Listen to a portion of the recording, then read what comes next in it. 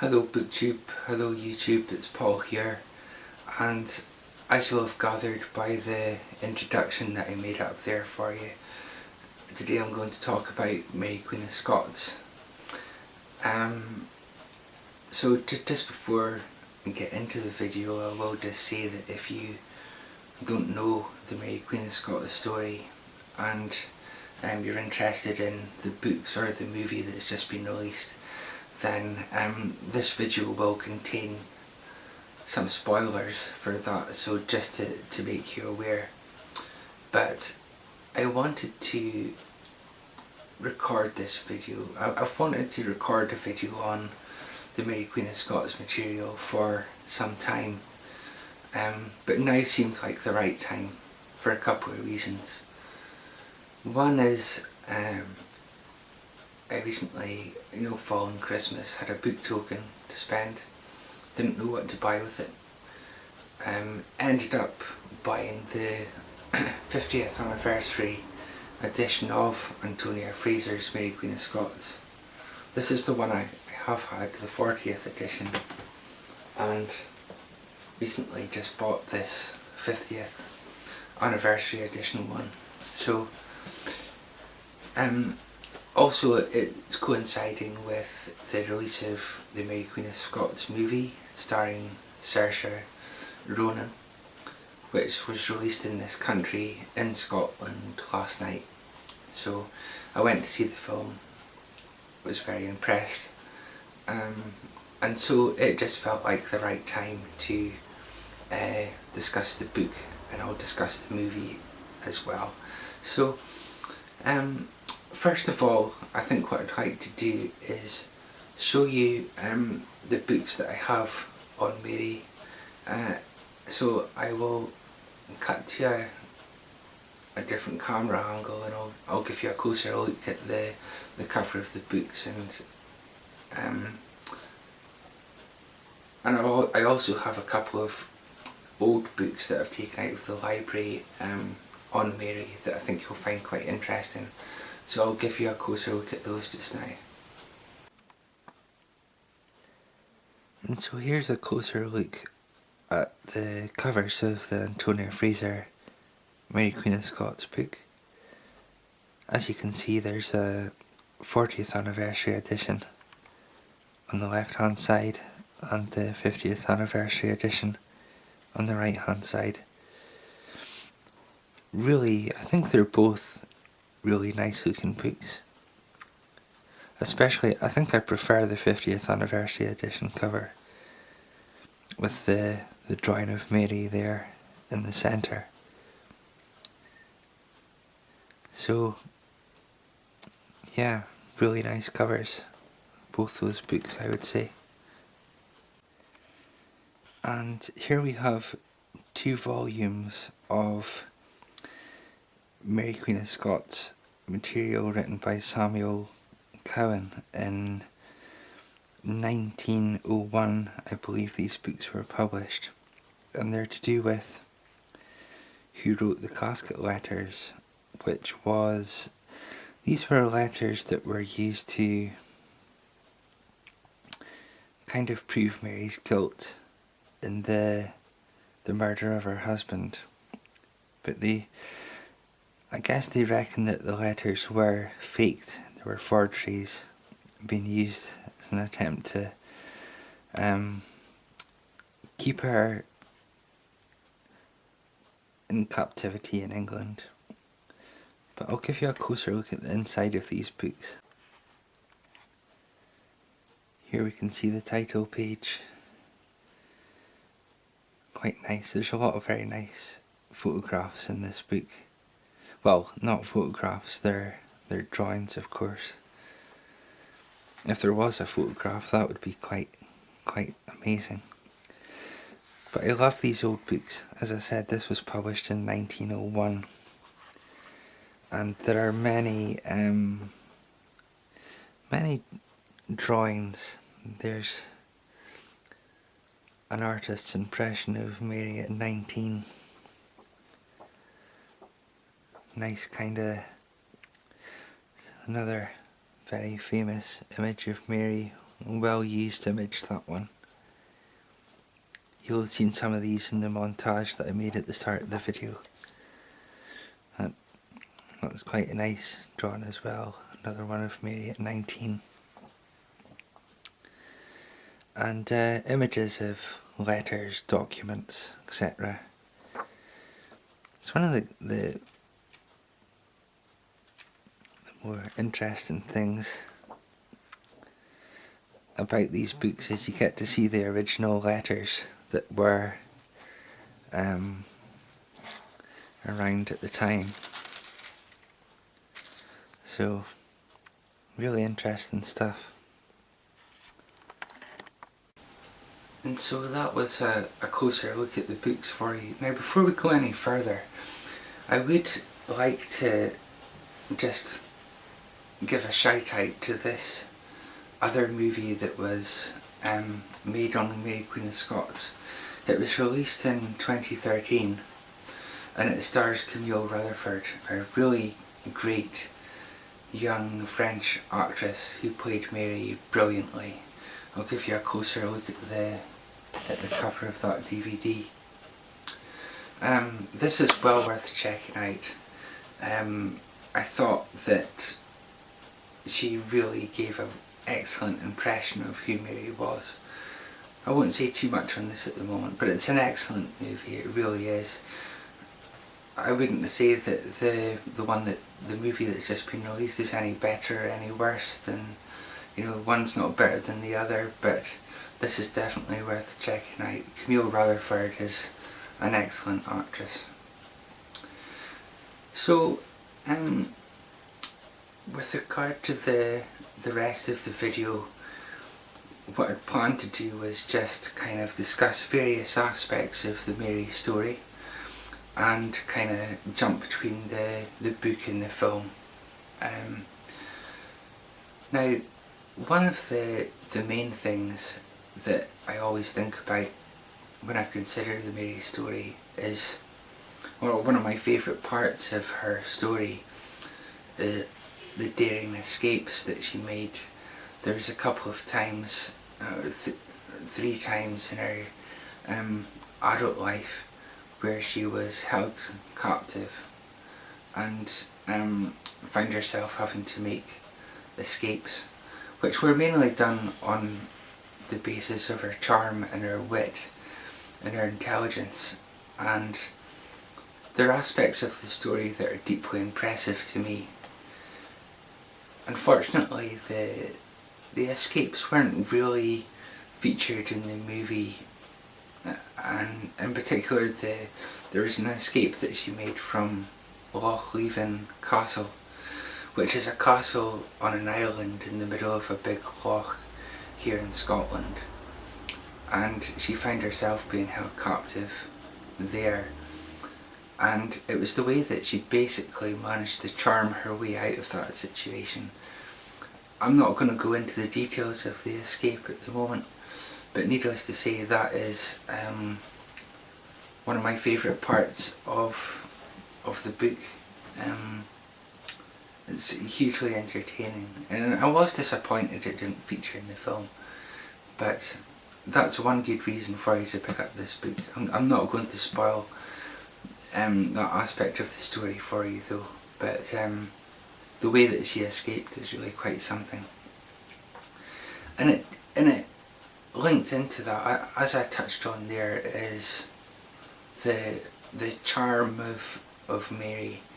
One of the things that comes through in the Antonia Fraser book and in the movies, to a lesser extent, but the people around her at the time often commented on the way that Mary could charm people.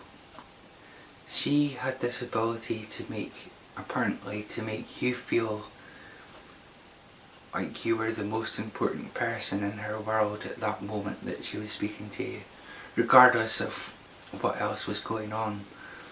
She had this way of giving you her full and undivided attention at any one time, and that was something that struck people quite a lot. and it's so different to these days. You know, people have so many distractions, and that's quite a rare thing to find these days. It seems like a lot of the time, but that was how she was. That's how she liked to be, and it was a great asset that she had. The next thing that I'd like to do is go into one of the great things about these books is the fact that they contain some of the original letters that Mary wrote. I actually have another book of published letters written by Mary and by her secretary, Claude Now, I think was his name. But anyway, there's a letter in the appendix of this book that I'd like to just read out a couple of lines from, because I was quite amused by the letter, really. And so the first part, just a couple of lines that I'd like to read out. You'll have to forgive me because I've lost track of who she was addressing at this point, but it was obviously someone that was trying to impress. So Mary, she writes, "As for myself, he would rather lose his life than do me the least displeasure." Oh, if I can get the page turned in this book. "He would rather lose his life than do me the least displeasure, and then use so many kinds of flattery so coldly and so wisely as you would marvel at." And that amused me quite a bit. You know, I guess if you're a monarch, you have people that are always trying to impress, and I guess that it can be overdone to the extent that you could only marvel at it. The other couple of lines that I'd like to read out, this is to do with Darnley, Mary's husband, Mary's soon to be murdered husband, who was gravely ill, and they think that it was syphilis actually that he was suffering from, which gives you a bit of an idea on how he behaved once the ring was on the finger. But so this is from a time when Mary went to visit him in his sick bed, and she writes, "He is not much the worse, but he is ill all right. I thought I should have been killed by his breath, for it is worse than your uncle's breath, and yet I was sat no nearer to him in a chair by his bolster, and he lieth on the further side of the bed." So yeah, that amused me quite a bit. Darnley's breath being not too great at that stage. So the next thing that I'd like to discuss is the way that Mary faced her execution and her 19 years in imprisonment. She was, well, she had her Catholic religion, which was extremely important to her. It gave her a lot of strength, it gave her a lot of hope, and in the end she began to see herself as a Catholic martyr, and I think that really helped her to face her impending death with a lot of composure, with a lot of courage, and it is very impressive to read about. In fact, the way it's described in the Antonia Fraser book, I would say it's one of the most touching and moving things that I've read. the account of the weeks, days leading up to that execution, and the way she conducted herself while it was taking place was incredibly impressive. And it's tragic. It's really tragic, but it's one of the best parts of the book because it is so touching and so inspiring. Again, I think they could have done more with that in the movie. They could have showed how she was in the weeks and days leading up to that episode, but you know, I guess you can only fit so much into a movie, but it would, nonetheless, it's another good reason to pick this book up. So, I think also missing from the film, really, and again this is in the weeks leading up to the execution,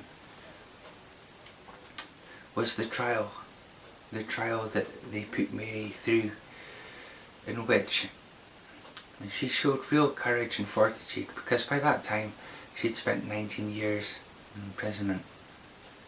She was not the woman she was. She had become really physically ill, and she struggled to make it to the trial, to make it through the trial. But she did it, and she gave a really good account of herself. The conclusion, the findings of the trial were a foregone conclusion, so that was never going to change. But she approached that trial with a lot of dignity and a lot of grace, and again, something that's very impressive in the book. I suppose if there's one criticism that I have of the book, is that well, I can't really call it a criticism, but it is very, very full of information. It's jam-packed full of names, dates, etc., as you'd expect, but so much so that for me I find it slightly overwhelming. It's very difficult to keep track of who's who, people that come in and go out of the story. But that being said, it lends itself very happily to rereading, because when you do reread the book, you get more from it. You know, you see things that you didn't see before. I think I could read this book 10 times and keep finding new things. So it's kind of it's a good thing in a way that it's so jam-packed full of information. I guess the other thing that was missing from the movie was the details of that whole period of imprisonment, that the time that she spent in England held captive, the whole 19 years. So much happened in those 19 years, and they could have gone into that at least somewhat, but what they did do was they created a scene where Mary and Elizabeth met. Now in the real story, and for what really happened, Mary and Elizabeth never actually met in real life, but it was a very special scene in the movie, because within that scene they managed to capture the collection of emotions, resentments, of bitterness, of the whole complex mix of feelings that had built up between the two monarchs over those 19 years, and you know, stuff that had happened before the 19 years imprisonment. They really managed to create a scene that shone a spotlight on that mix of emotions, and it was a very special scene to watch, and it was really quite incredible to see it unfold on the big screen. And so, yeah, I mean, normally I'd be against a scene like that in a movie, which you know, Mary and Elizabeth meeting. It didn't actually happen in real life, but it was such a special moment. And yeah, like I've said, it served a function, you know. It was like the movie was saying, we can't show you the whole next stage of Mary's life, but we can show you what emerged between these two women, the resentments, all of it, you know. So it was a very clever thing to do. And I guess the last thing that I want to talk about with regard to the story, it's something that the movie did for me in terms of my perspective on the Mary story. One of the great mysteries of the Mary Queen of Scots story is that how much did she know about the murder of her husband, the murder of Darnley? Did she just look the other way?